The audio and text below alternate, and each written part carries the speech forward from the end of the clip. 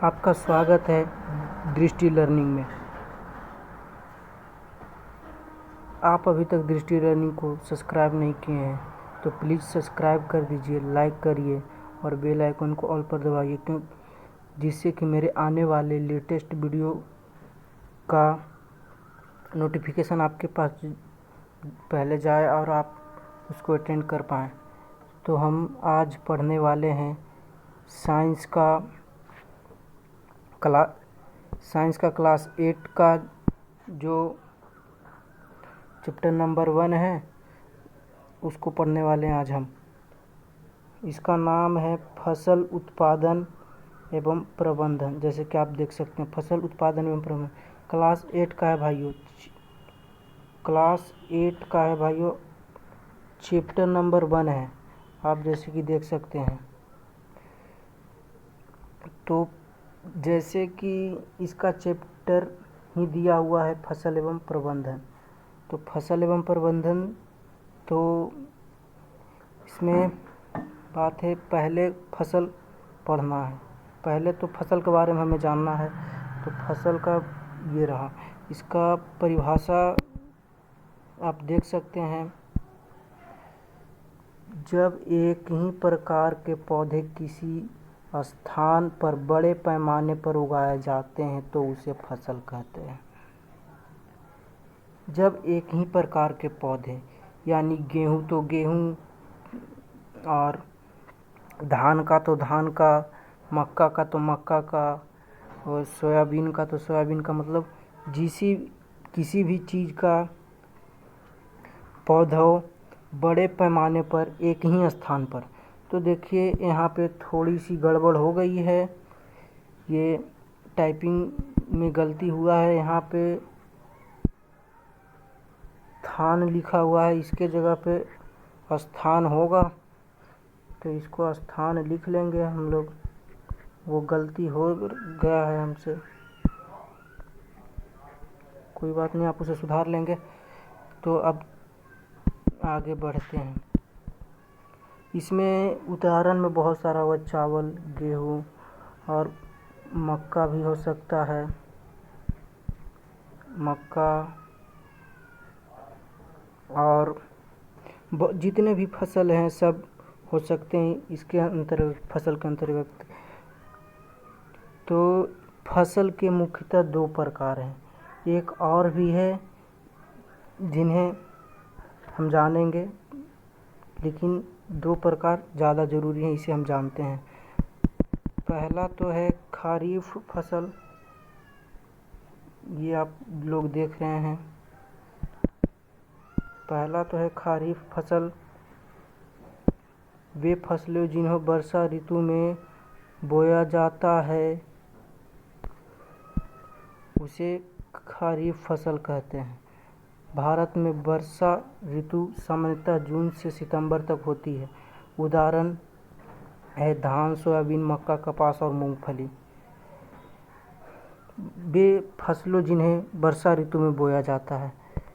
देखिए इसमें कोई दो मत नहीं है कि जो वर्षा ऋतु में जो लगेगा उसमें पानी कम लगेगा, पानी उसमें लगेगा, इसीलिए वो वर्षा ऋतु में ज़्यादा होता है। तो वर्षा ऋतु में होने वाला पौधे होते हैं जैसे कि हो गए धान, हो गए सोयाबीन, हो गए मक्का, कपास, मूंगफली इत्यादि, ये सब हो जाते हैं। तो आप लोग देखेंगे कि यदि आप लोग गांव जाते होंगे तो वहाँ आप देखते होंगे कि गांव में किसान लोग हैं, आपके पापा, दादा, मतलब कोई भी खेती करते हैं, तो एक ही जगह पे बहुत सारे बीज डालते हैं, बहुत सारे फसल होती है। जैसे कि आप समझ सकते हैं कि ये एक खेत है, इसमें हम रोपे गेहूँ, पहले धान रोपे, तो धान ऐसे बहुत सारा पूरी भर देंगे, मानो पूरी धान हो रही है। यहाँ पे ये हो गई धान की खेती हमारे अनुसार। लेकिन धान की खेती करते हैं तो किसी इससे स्पष्ट ये उदाहरण से स्पष्ट है कि किसी भी जगह पे बड़े पैमाने पे उगाए जाने वाले पौधों को फसल कहते हैं। ये मेरा पहला वीडियो, इसीलिए कुछ मिस्टेक होगा भाई, सॉरी, इसके लिए सॉरी, गलती हो गई हमसे। लेकिन हम ये आपसे वादा करते हैं कि आने वाले समय में आपसे को अच्छे से अच्छे वीडियो नोट्स के ज़रिए, MCQ के ज़रिए आपको पढ़ाएंगे। तो बात को साइड करते हैं, अब दूसरा देखते हैं रबी फसल के बारे में। शीत ऋतु में उगाई जाने वाली फसलों को रबी फसल कहते हैं। उदाहरण में गेहूँ, मटर, चना, सरसों इत्यादि। सरसों भी होगा और एक राई भी होगा। देखिए दोस्तों, राई और सरसों में फ़र्क है। सरसों रहता है पीला कलर का रहता है, और राई रहता है जो ब्लैक कलर का रहता है। तो सरसों होती है, राई होती हैं, इत्यादि फसलें जो शीत ऋतु में भी होती हैं। और हम आपको पहले बताए थे कि फसल के 3 प्रकार ऐसे होते हैं। एक होते हैं जायद फसल, इसे ज़्यादातर गर्मी के ऋतु में लगाए जाते हैं। जायद फसल में भी आ जाएगा आपका मक्का, आ जाएगा ये आपका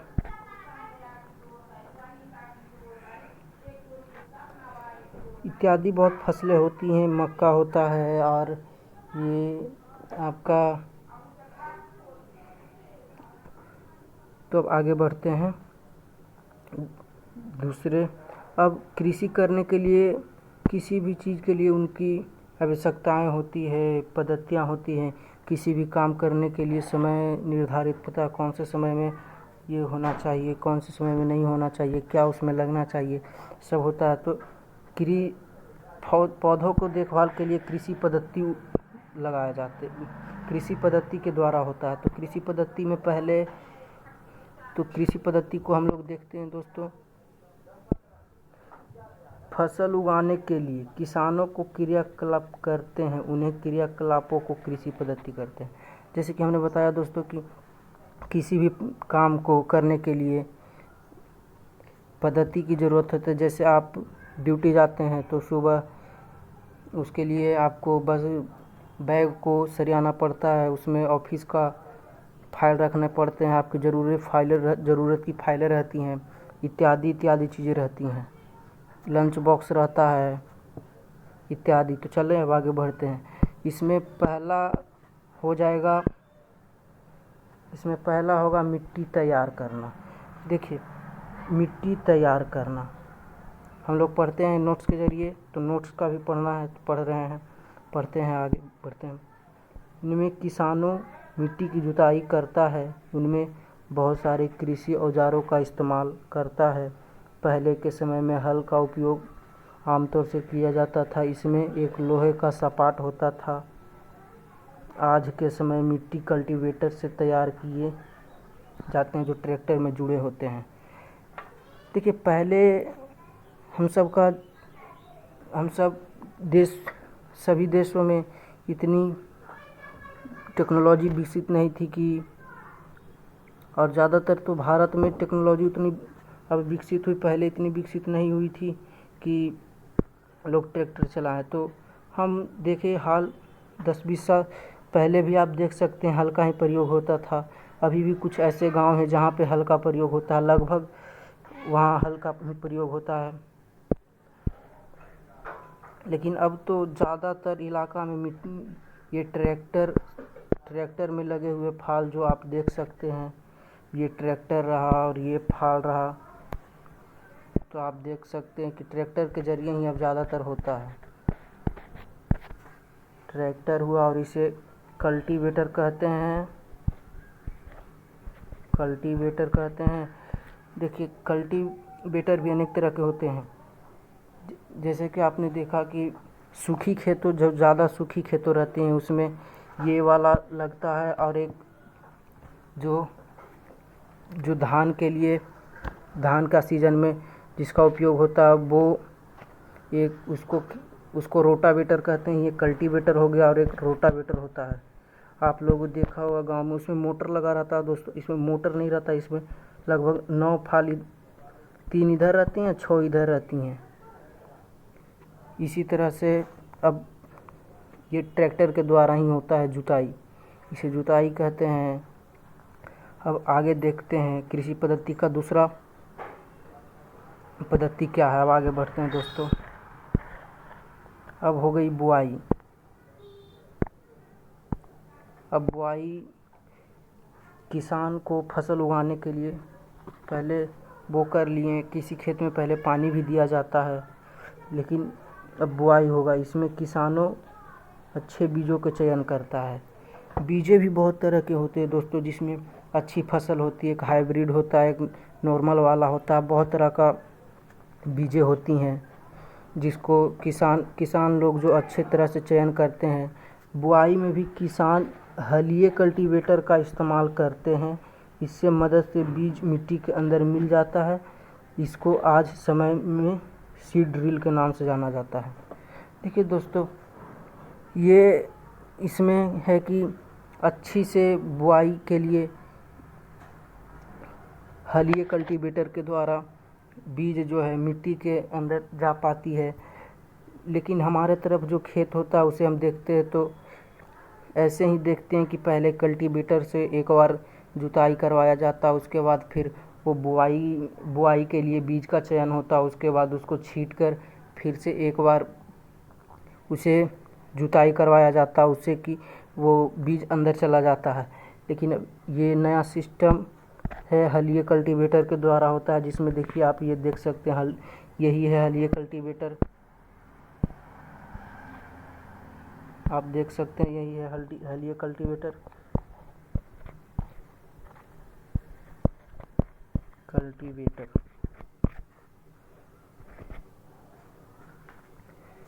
ये भी आपको अच्छा से हमारा लिखा हुआ नहीं दिखेगा दोस्तों, क्योंकि अभी जो है इस पे जो मेरा ये वाला ये पेन है वो अच्छी तरह से इस पे नहीं चल पा रहा है। ये छोटा फ़ोन है इसीलिए इसमें ज़्यादा अच्छा से नहीं चल रहा। पर कोई बात नहीं दोस्तों, हम आपको पढ़ाएंगे, आपको MCQ नोट्स जो आज नोट्स पढ़ाएंगे उसका कल हम आपको आपका MCQ का टेस्ट होगा, जिसमें पढ़ाएं चैप्टर, मान लीजिए चैप्टर 1 पढ़ाएं तो इसी का MCQ रहेगा। इसमें होगा दोस्तों होगा कि आपको 10 से 20 क्वेश्चन रहेंगे आपके लिए, और वो भी एक शब्दों में आंसर देना रहेगा आपको दोस्तों। तो आप कल वाले वीडियो को मिस ना करें। आज ये वीडियो देख रहे हैं तो कल उस वीडियो को ज़रूर देखें और उत्तर दें। इससे स्पष्ट होगा कि आप इस वीडियो को देखें और इस वीडियो से सीखे हुए चीज़ को उसमें वो ऑब्जेक्टिव क्वेश्चन को बनाएं आप। इससे आपका या ये जो पढ़ा हुआ है इसको आपका रिवीजन भी कल हो जाएगा। इसी और चैप्टर 2, चैप्टर 3, चैप्टर 4, चैप्टर 5 इसी तरह से ETC चैप्टर्स का और अन्य सब्जेक्ट का हम नोट्स के ज़रिए पढ़ाएंगे और MCQ देंगे। तो आगे बढ़ते हैं भाई। तीसरा इसका क्या है दोस्तों, देखते हैं। तीसरा इसका है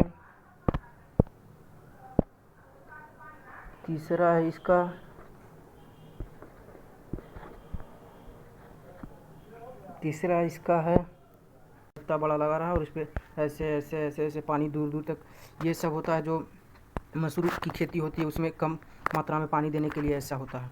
अब दोनों फसल से भूसे दोनों को अलग कर दिया जाता है, जिसे हम थ्रेसिंग के नाम से जाना जाता है। आधुनिक समय में काटने के लिए काइवन का इस्तेमाल किया जाता है। आप लोग देखते होंगे दोस्तों, पहले का जो पहले आज से 10-20 साल पहले आप यदि आप देखे होंगे तो आपको पता होगा दोस्तों कि पहले जो था हसुआ, और हसुआ से काटा जाता था खेत में जो रहता था फसल को, और उसको धान का यदि फसल रहता था तो काट कर उसको वो एक झाड़ने वाला मशीन में झाड़ा जाता था। उसके बाद उसको निवारी को अलग कर दिया जाता था और धान को अलग रखा जाता था, और फिर उसको बनाना पड़ता था दोस्तों। उसमें अलग बहुत सारे के खरपतवार रहते तो उसको हटाना पड़ता था, और उसके बाद कुछ दिन बाद उसको भंडारण भी किया जाता था, सुखाया भी उसको जाता था। और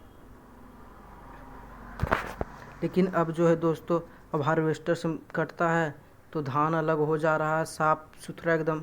समझिए तो आप जितना मेहनत करते थे पहले उतना मेहनत नहीं करना पड़ता है, वो साफ़ हो जा रहा है।